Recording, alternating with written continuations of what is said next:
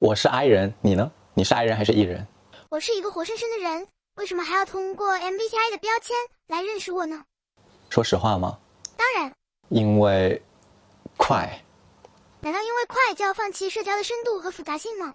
这是大家常见的看法。不过，你以为快速社交和深度社交是在彼此竞争吗？不是，在当代，他们的竞争对手只有一个：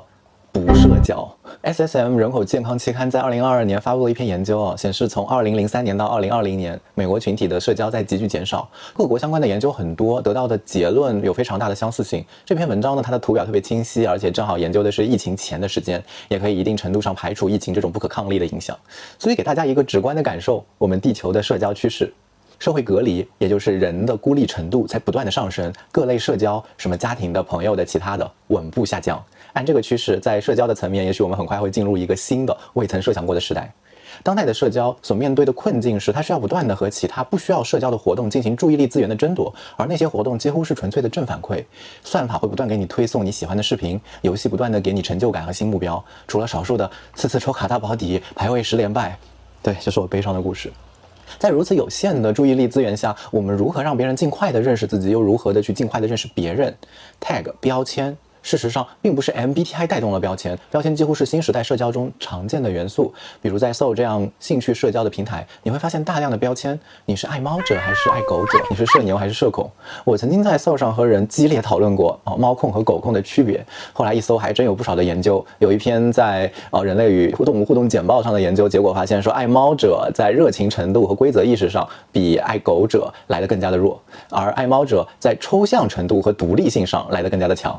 后来我一度以为这就是一个标签，然后去用它解读不同的人的性格。我说你是爱猫者，那你应该就是这样的人。现在想想，这何尝不是一种简化的 MBTI 呢？我当然也会遇到特例，还特别多。有的人标签介绍说超爱狗，超爱狗，结果一直已读不回，超高冷，一点也不热情可能也是我太无聊了。但无论如何，哪怕是这个爱猫爱狗的标签，也让我对这个人的形状有一个快速的认知，让他从一个无形的人，我不熟悉的人，变成具备某种我熟悉的内容，具备某种形状的人。不知道这么说大家能不能理解？这成了我去认识这个人的开始，是一个从无社交到他人在自己的世界留下形状的从0到1的过程。所以利用标签的快速社交，可能真的不是深度社交的竞争对手，而是他的朋友、合作伙伴，甚至是社交本身去适应这个时代的一种形式。至于标签为这个人留下的印象需不需要调整，会不会太过于刻板，这其实是后话了，是社交开始之后的事情。就像我在 Soul 上的群聊派对关于猫控、狗控和性格的关联进行激烈的讨论，但答案并不重要，重要的是我们把我们的兴趣和个性通过这些方式展现了出来。猫控、狗控的标签简单、直接、迅速地提供了对彼此的认知。你知道要避免对于标签的刻板印象，但很多人并不知道，他们会拿标签来下定义，比如认为你是 INFP， 那你肯定爱哭，这对社交难道不是有害的吗？这当然是标签，尤其是 MBTI 的标签的错误用法。但说实话吗？别问了，你就直接说吧。哪怕是错误的用法，它有害，但它的流行也许是两害取其轻的结果。哪两害？是被定义为某类人，还是被评判为不正常的人？两者从长期而言都不好，但是对于社交者这个实际参与社交的人来说，被定义通常比评判来得好那么一丢丢，因为定义中至少包含着对你的一小部分的理解和合理化，而评判中包含的是不理解、不接纳、不认同。我已经不记得 MBTI 流行的前还是后讨好型人格这个概念也风靡过一段时间，然后是社恐这个概念，后来是高敏感人群这个概念。你怎么就不能热情一点呢？好吧，你是社恐，我不就开个玩笑，你至于吗？这么夸张？好吧，你是高敏感人群。这两段话里前一句是评判质疑，透露着你不该如此，我不理解你为什么这样，你这样不正常。而后者是定义，因为你有这个标签，所以你果然如此。坦白说，很多时候后者这种定义是一种廉价的理解，他们也许不知道你社恐背后的故事，也许体会不到你高敏感背后的痛苦，但廉价的理解比不理解稍微还要好那么一点，因为至少它给你一个立足之地，让你在茫茫的人海中有一处大家会为你腾出空间的安身之所。在大部分情况下，用标签去帮助的是原本在社交中的劣势方。我之前在 Soul 上特别喜欢去阅读别人发的引力签，看看不同的人是怎么介绍自己，也看看不同的人眼中觉得自己的哪些特点是值得分享的。我很少会看到有人在自我介绍的时候说我是社牛，我特别善于社交，我的朋友很多。但很多的人会说我慢热，我社恐，我外向但敏感，我话痨，有点惹人烦。我一开始不是很理解，而且很好奇，社恐的人干嘛还要选择社交软件呢？话痨的人为什么不就少说点话来适应对外的社交呢？但是我和其中的一些人交流，或者是翻看一些人的历史动态，我发现事情没有那么简单。那些说社恐的，真的都还蛮渴望社交的；那些说话痨的，也并不到让人烦的地步。他们在做什么？他们在给自己一个安全屋，在通过这种对自我的定义，消解一部分不被理解的或被批判的焦虑，在以此管理他人在社交时对他们的预期。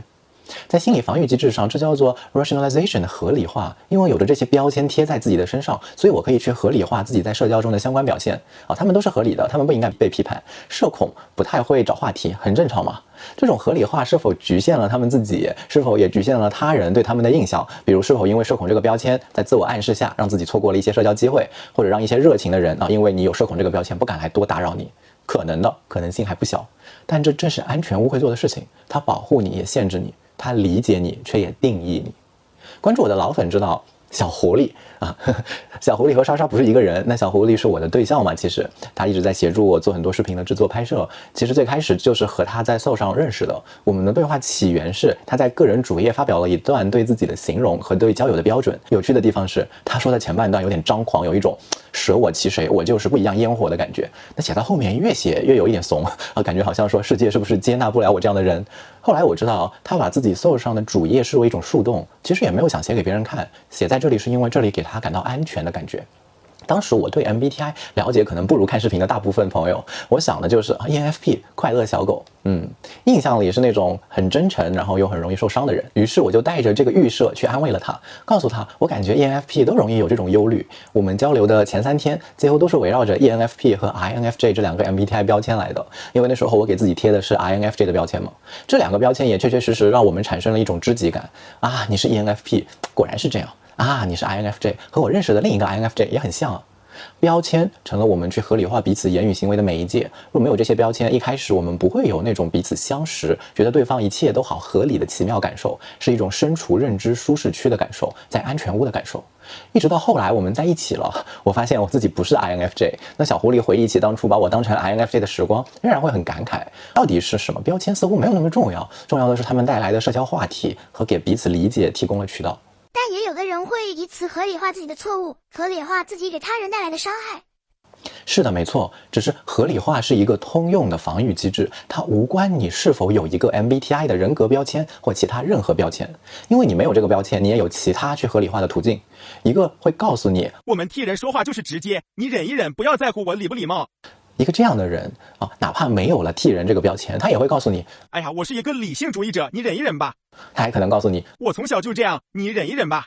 倒不如说 MBTI 的流行为他找了一个更好的借口，让他更轻松更自以为正确的暴露了自己认知的狭隘和骄傲。在这个层面上还真是不错的社交筛选手段。MBTI 筛选的不是 T 人 F 人什么的，而是那些以 MBTI 为借口去暴露自己暗面的人。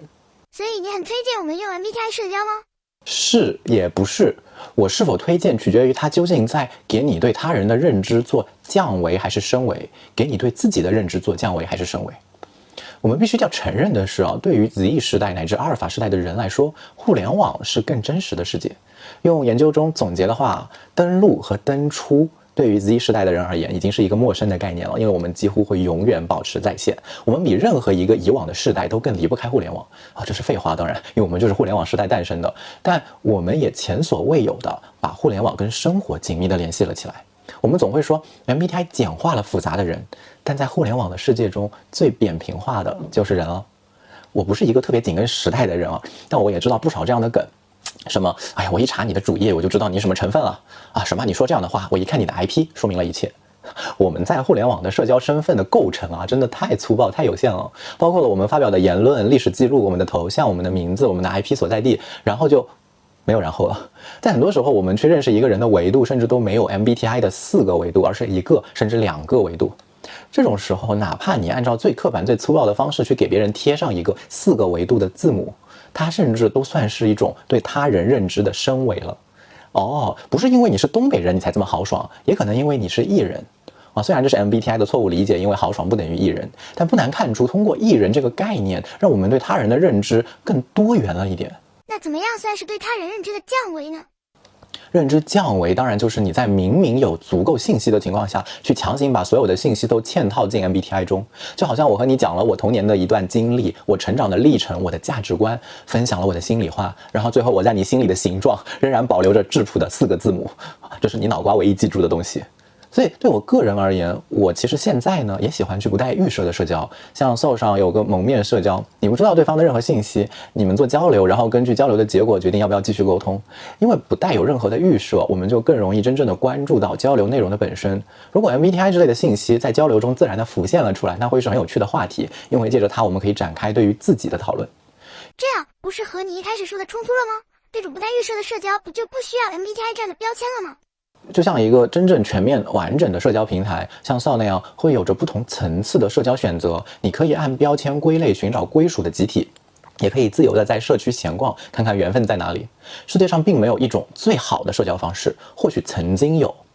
但现在不同的人，甚至同样的人，在不同的时间段、不同的生活状态下，都可能需要不一样的社交。有太多的人在社交上有困扰，来问我怎么提升、怎么改进。我私信或直播时收到的问题一大半都是社交相关的。但是，亲爱的朋友们，我们早就已经过了有标准答案的时代了，因为我们正在进入一个我们自己的先辈都不完全理解的时代。谁来指导你和我呢？在未来，甚至哪怕是现在，已经有了非常多元的社交方式，哪怕再小众的你，也可以在这个世界上找到一席之地，找到你喜欢的社交渠道，遇见有趣的灵魂。它可以是或者不是 MBTI， 这些都是媒介，都是工具。唯一重要的是，在这些社交中，我们有没有被看见？我们有没有看见别人？